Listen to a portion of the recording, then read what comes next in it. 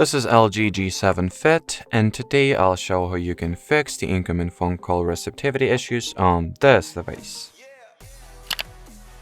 So I recommend that you start with rebooting your phone, since if your issue is random and appeared out of nowhere, out of blue, restarting your device might be the easiest and most effective solution. So hold the side power button for about 3 seconds or so, and here tap at the power off and restart option.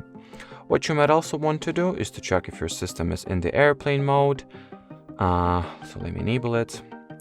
So when your phone is set to airplane mode, you'll see this airplane indicator or icon at your status bar, and on the opposite, you will not see any cellular or wireless networks icon here.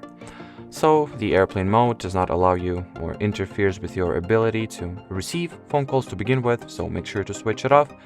If that didn't help either, you might want to go into settings, then go all the way to the bottom at the network section, then open the mobile networks preferences.